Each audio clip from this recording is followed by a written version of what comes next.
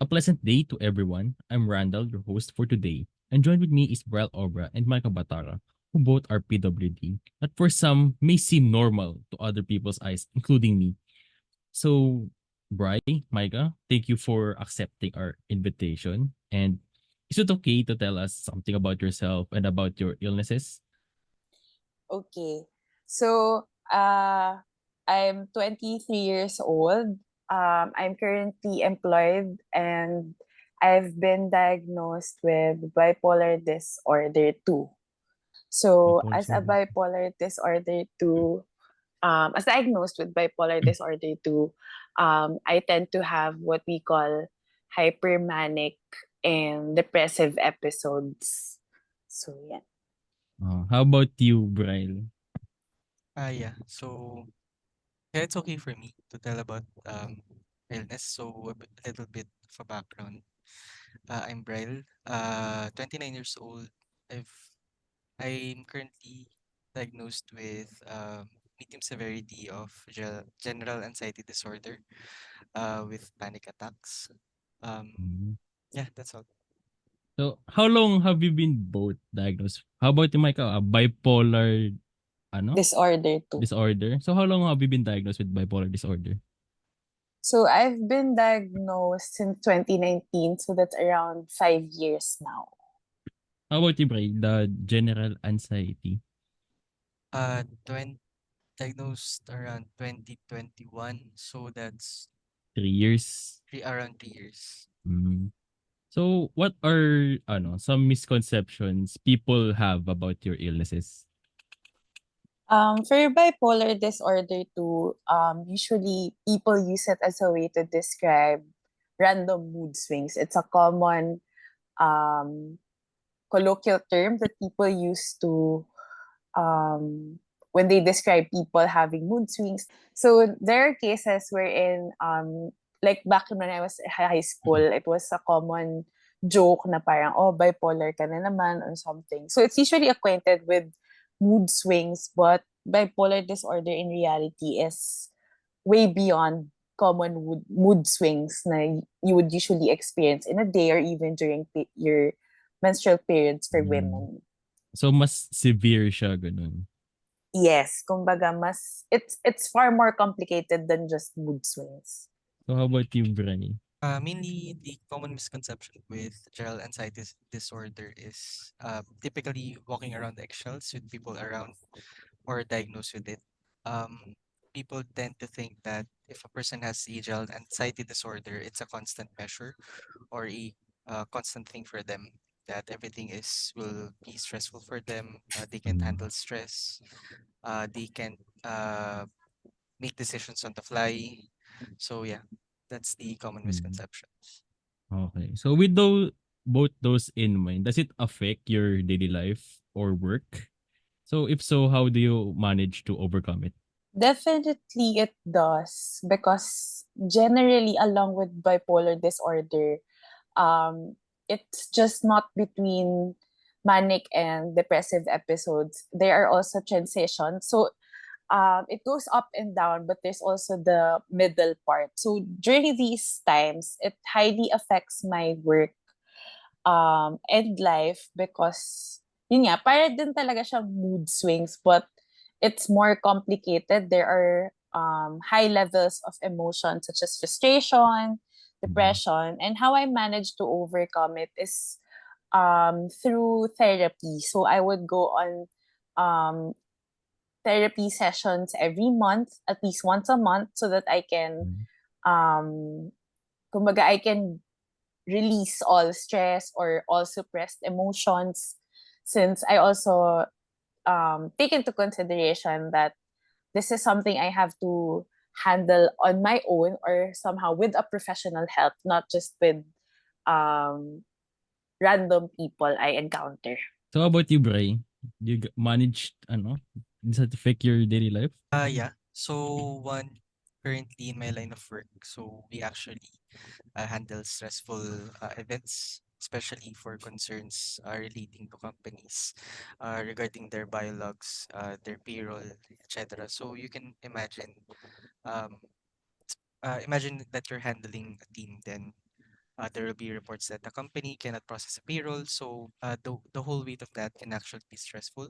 There are times that those events are being blocked by what I'm diagnosed with, but Mm. ways to overcome it is actually being vocal with supervisors. So we are currently a medium department.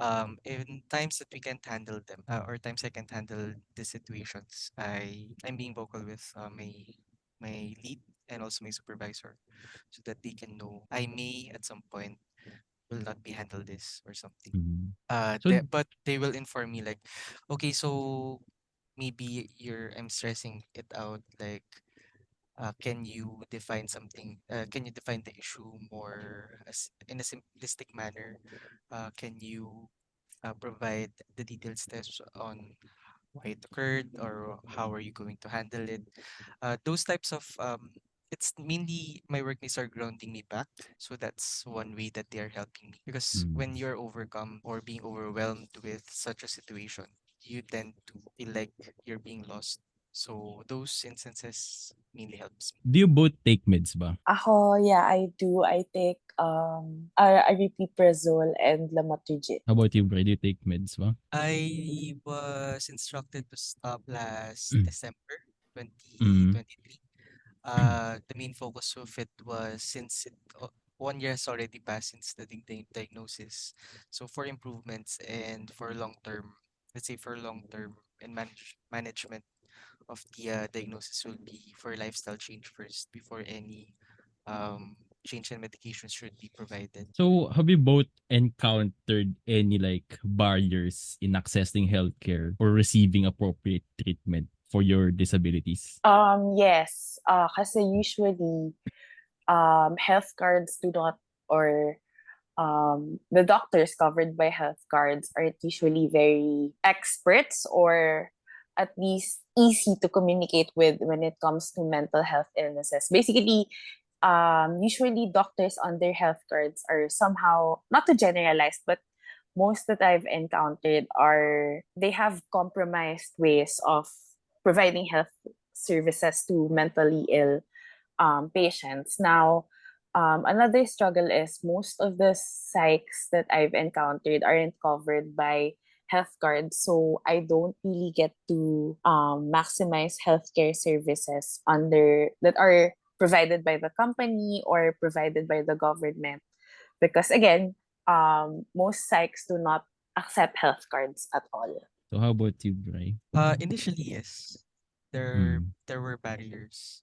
One would be available psychometricians or psychologists that can help you.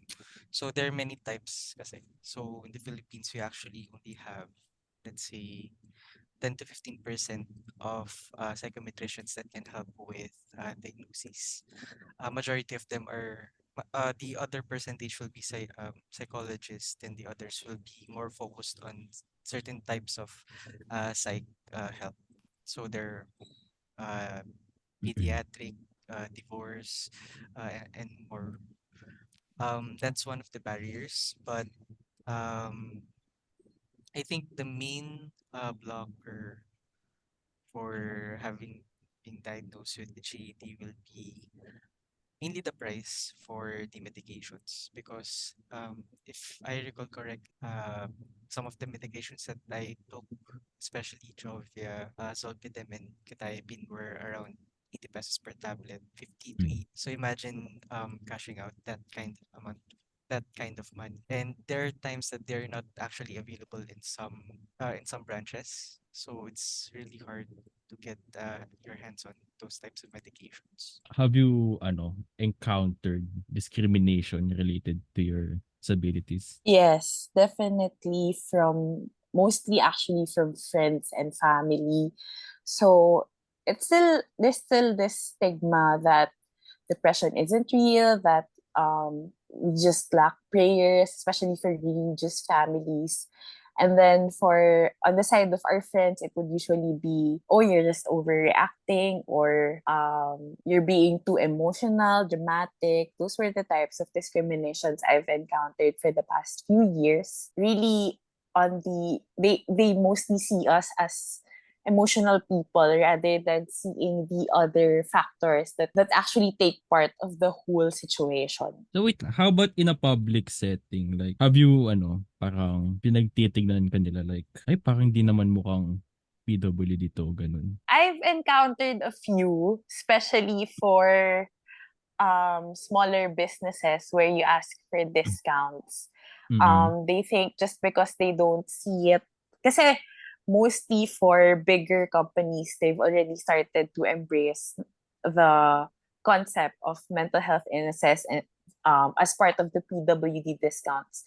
But for some smaller businesses who are not well educated about what is covered by the PWD discount, yeah, Mm-mm. they think it's mostly they would say faking it, or it's Mm-mm. yeah, yun pa din, parang it's still based on just emotions. So how about you, Bray? Have you encountered like any discrimination? Majority of discrimination that I've encountered is actually from establishments where Mm-mm. you're asking or you're presenting your PWD discount. Uh-uh. Mainly, they say that maybe this is fake because the PWD identification system that we have in the Philippines is actually per LGU. There's no Mm-mm. centralized way of having an identification for it. So they sometimes say that baka ano lang to, like kasi pinalaminate lang, totoo ba to?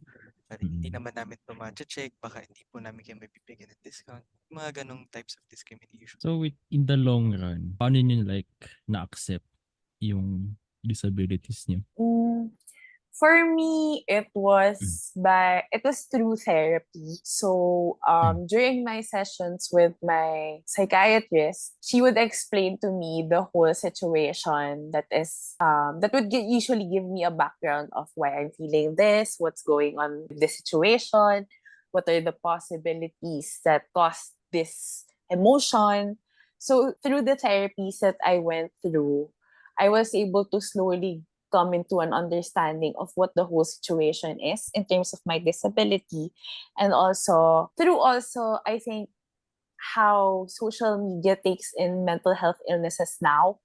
Mm. It's becoming more people are getting a bit of a better understanding of mental health illnesses. So the fact that it's more accepted in the society now versus before, it gives me the comfort that it's okay to accept whatever disability I have right now, or whatever it is I'm dealing with right now when that comes with it. How about you, Bray? Mainly for, let's say, understanding the illness, for my part, is understanding that not all people can be educated. So that's one. There's the thing that uh, in the Philippines, especially, there's still a stigma between people having mental illnesses.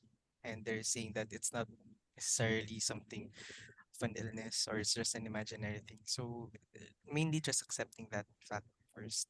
Then, Mm. secondly, that mental illness or disability is technically just an illness. I'm saying technically just an illness because, with quotes, because at the end of the day, it can be treated, it can be mitigated. Uh, Mm. you just have to educate yourself about it. And also, I think the last part is knowing that you can help yourself. So it's something that will never start. You'll never be better if you yourself cannot accept that you need help. So have you like found any support groups or communities that have been helpful in coping with your disabilities? For me, my support group would mostly just be my family. But I've also had a few friends from the psych ward. However, I don't get in touch much with them because we tend to trigger each other also. There's also that risk. Mm. But generally, for support groups, that would be mostly my family that has been helpful in coping with my mental health illness. How about you, Bray? It's actually would be the same. So friends and family. So that's one. Especially like ever since I was diagnosed, I don't hear any like stigmatizing quotes from anyone around. So that really helps. And also, I think very much lucky having a workplace that understands. What role do you believe education and awareness play in improving societal understanding and support for individuals with invisible disabilities? Education and awareness definitely is a step one, but it's still far from addressing the issues or getting an understanding and being able to support people with mental health illnesses. But definitely, it's the first step in opening conversations, basically dealing with difficult conversations rather about mental health illnesses. Do you think ba like they should make like a course about knowing mental illnesses? I think they should, but it should be in the higher level of education. For example, in the tertiary level of education, because it takes a lot of maturity to understand Mm. these things. It's quite similar to how, or the level of maturity that people need when it comes to sex education. So these Okay, are a yes. few of the things that can be taken out of context, so definitely there should be a maturity also from the person learning about the mental illnesses. So how about you, Bri? Do you have any like insights? For my part, yes, education for awareness is actually very pivotal for society in enveloping that illnesses is also affected by, let's say, those types of invisible disabilities. But I actually support what Micah said, that maturity will be a requirement or prerequisite Mm. before this can be like dispersed to any type of let's say to society. But for my end, I think for creating like course for higher education would be, Mm. yes, will be part of the pipeline, but it's better for, let's say, on the lowest part first of the government to support them, to be supported Mm. first. So it's not necessarily that we have educate society first. We have to educate first who will support those people that needs the Mm. support. So if, let's say, that because of the sudden influxes, let's say, of cases that may arise from people being knowledgeable, but there's the low educational percentage for people that can support them, and we have to face it that we are not actually equipped to handle those many types of people. We have to first educate those who can really support, especially for the government. Like, they have to know, why do we have to make subsidies? Why should we have facilities for this? How can we be more sensitive to people enough to understand that we have to read between the lines of what they are saying? So yeah, that's my take. So lastly, so how do you envision a more inclusive and supportive society for individuals like you with invisible disabilities in the future? I think to add or in relation to what Bryce said, how I envision this type of society open to people with these disabilities, it should definitely start with the government. How I see it that it's the government who makes way for society to slowly embrace the idea of these disabilities, because again they will be the one to support us. So Mm. if it's not the government to who will be supporting us in the first place, it will be difficult, especially they're the one providing these services that we need. How about you, Bri? Do you like have any insights? Other than to what I said earlier, so I think having more support for virtual, let's say, for virtual psychiatrists. So that's Mm-hmm. actually a big step that was taken last pandemic, where many psychological offices that popped up that support virtual health came and was established. So mainly for the government to support them, because from what I remember, they are actually treated like online businesses, which they should not. They should be treated like any other health institutions. Like, Mm-hmm. they have support for any toll-free numbers for people to call them. Uh, they should be advertised freely around like any other healthcare services. Yeah. Um, yeah, I think that's what I can add from what I've answered earlier. So that's all we have for today. Again, thank you, Micah and Bri, for accepting this invitation. So I'll see you guys next time.